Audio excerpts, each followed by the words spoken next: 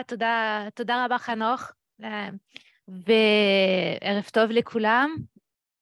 איך שחנוך אמר, אני עוד מעט אעבור לצרפתית, בגלל שהספר של דוד עצמו הוא בצרפתית, אז חשבתי ש, ש, ש, ש, שרוב האנשים ש, שפה איתנו הם דוברי צרפתית, אז אני מניחה שכן, אני מקווה שכן. לאלה שלא מבינים צרפתית, אני מצטערת מראש. אני רק אגיד כמה מילים, אז זה לא יהיה יותר מדי ארוך. וזהו, אני עכשיו עוברת לצרפתית. Et pour vous dire, donc je passe donc au français pour vous dire d'abord que je suis très, très heureuse d'être parmi vous et merci pour une fois à la technologie de rendre possible cette participation à distance.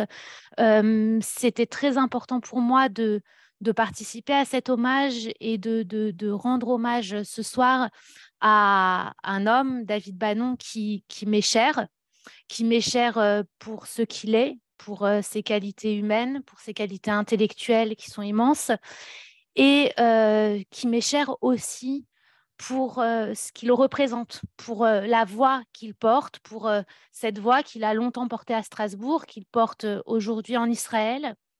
Et je suis heureuse aussi que l'occasion de cet hommage, ce soit la publication d'un livre qui, à mes yeux, est un livre exceptionnel à bien des égards, un livre qui est une œuvre à part entière, une œuvre qui témoigne aussi du parcours d'une vie, d'un itinéraire spirituel qui est celui de David Bannon.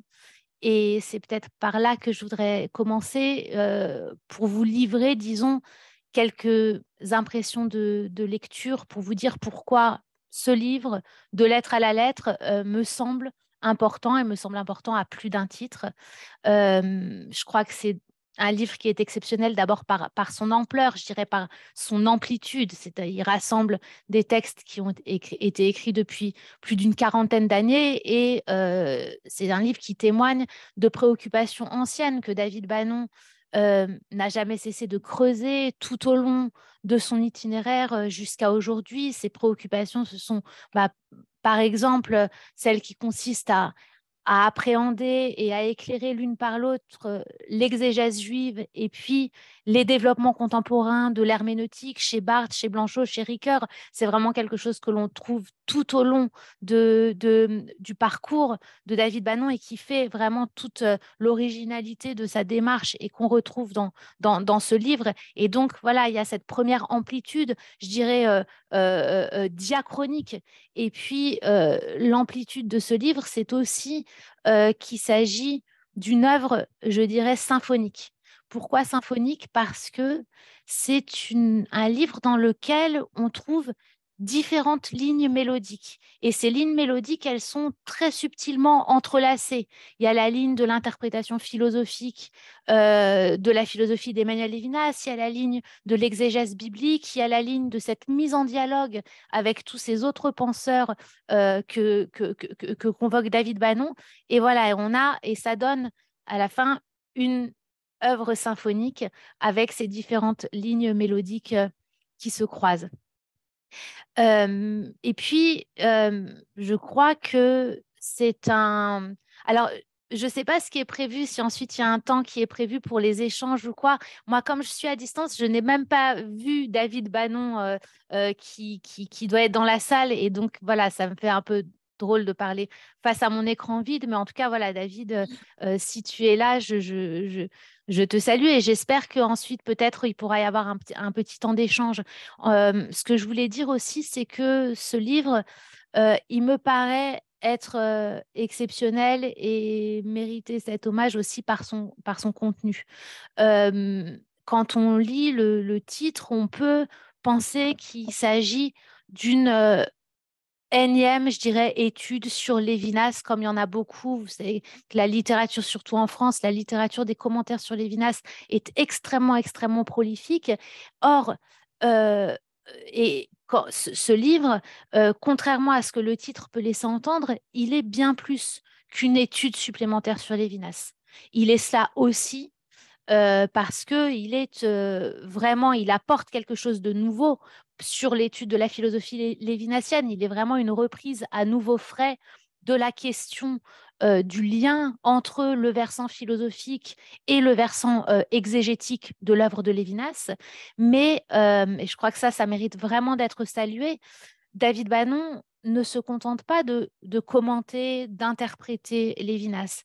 J'ai envie de dire qu'il pratique Lévinas dans ses propres lectures bibliques, notamment, pas seulement, mais notamment dans les lectures bibliques qu'il nous propose dans ce livre. Alors, il y a par exemple la lecture du récit de la tour de Babel, qui va mettre en jeu la question du langage éthique, au-delà de la langue et de la confusion des langues. Il y a la lecture que David Bannon propose de l'épisode biblique de la ligature d'Isaac, dans lequel on va retrouver le thème lévinassien de la rencontre du visage. Il y a celle de la ruse de Tamar, et il y en a d'autres. Et ce que je voudrais dire, c'est que dans toutes ces lectures, David Bannon ne parle plus de Lévinas, mais il parle avec Lévinas. Il met en pratique sa méthode exégétique et il va plus loin que cela. Il ne se contente pas de la pratiquer, ce qui serait déjà un apport important, mais véritablement, il la prolonge et je dirais qu'il la renouvelle au sens véritablement d'un fridouche. Et ces lectures bibliques que David Bannon nous présente dans ce livre, je crois qu'elles pourraient avoir leur place aux côtés de celles que Lévinas et que André Neher présentaient, comme vous le savez, chaque année au colloque, dans les fameux colloques des intellectuels juifs de langue française. Et à ce propos, à ce titre, ça me permet aussi d'évoquer cet autre grand géant sur les épaules duquel David Bannon se grandit encore un peu plus et qui est André Neher. Et parce que André Neher, lui aussi, c'était des lectures bibliques, comme le fait David Bannon, contrairement à Lévinas. Et avec André Neher, je voudrais évoquer Strasbourg, cette école de pensée juive de Strasbourg, qui est si féconde et de laquelle David Bannon s'est nourri, mais aussi à laquelle il a tellement apporté. Et, et ça me conduit à peut-être un dernier point qui, je crois, est à mes yeux le plus important, à savoir que ce livre, je crois que seul quelqu'un comme David Bannon pouvait l'écrire. Pourquoi? Parce que pour l'écrire, pour écrire un tel livre, ça suppose un alliage très spécifique entre trois métaux rares.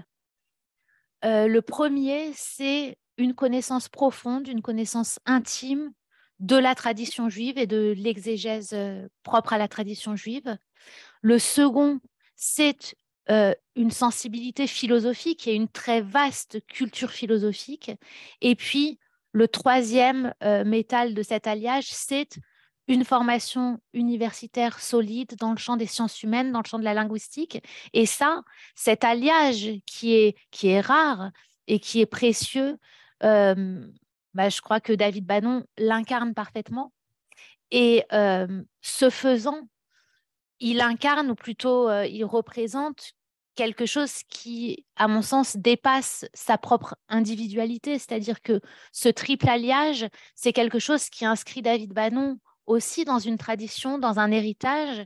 Et cet héritage, c'est celui de la pensée juive française, dont véritablement la caractéristique centrale, c'est justement cette combinaison unique, cette combinaison inédite entre judaïsme, philosophie et une formation académique aux sciences humaines.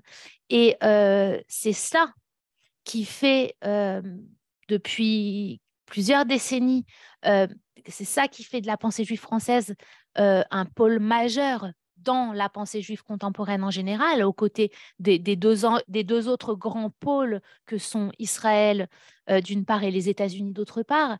Et je crois qu'aujourd'hui, on a ces trois pôles et qui doivent aujourd'hui entrer dans un véritable dialogue afin que tous les trois puissent s'enrichir mutuellement de leur spécificité et aussi de leurs différences.